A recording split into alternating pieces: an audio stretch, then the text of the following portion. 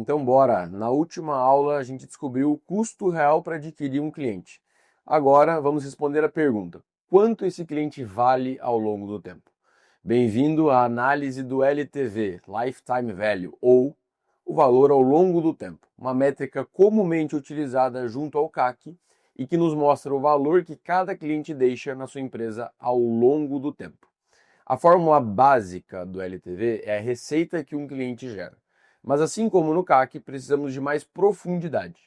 A variável mais difícil e mais importante de entender no LTV é o lifetime, o tempo de vida do cliente. Como prever quanto tempo um cliente ficará com você? A resposta está na métrica que tira o sono de todo CEO, gestor, enfim, de uma empresa de receita recorrente, o churn. Churn, ou taxa de cancelamento, é o percentual de clientes que te abandona em um determinado período. Pense na sua base de clientes como um balde de água. O churn é o furinho lá embaixo no fundo do balde. Não adianta nada você se esforçar para encher o balde, botar novos clientes para dentro, se o furo for grande demais. A fórmula do churn mensal é: churn é igual a número de clientes que cancelaram dentro do mês, dividido pelo número total de clientes no início do mesmo mês. Se você começou o mês com 200 clientes, por exemplo, e 4 cancelaram, seu churn mensal foi de 2%. Agora, a mágica. Podemos usar o churn para calcular o tempo de vida médio de um cliente. E a fórmula vai ser: o tempo de vida em meses é igual a 1, dividido por churn rate mensal.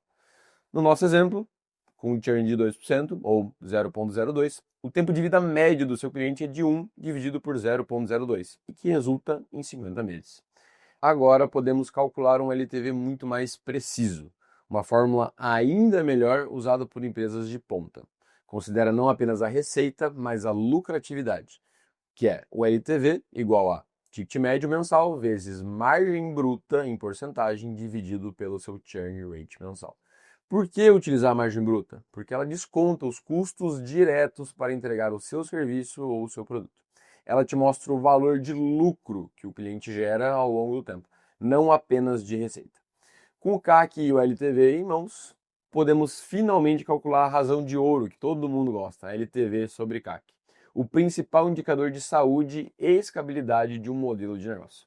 Uma razão menor que 1 para 1 significa que você paga para ter clientes. Você está a caminho da falência quase.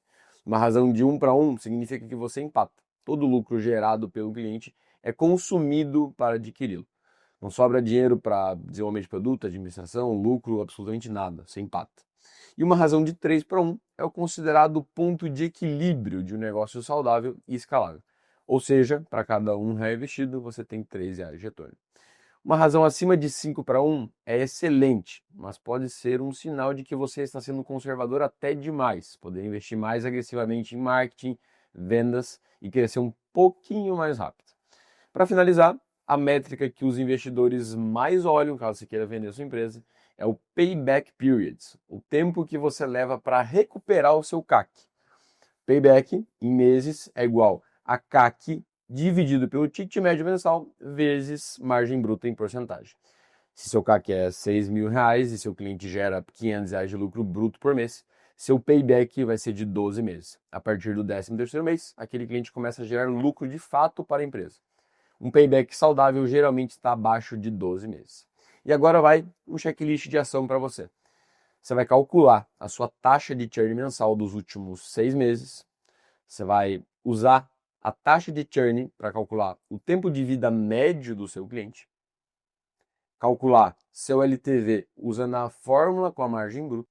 E finalmente você vai dividir o seu LTV pelo seu CAC para encontrar a sua razão de ouro.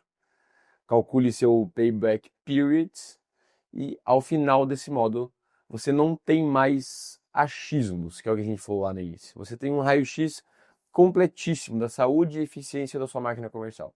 Você sabe quanto custa, quanto vale e quanto tempo leva para ter esse retorno.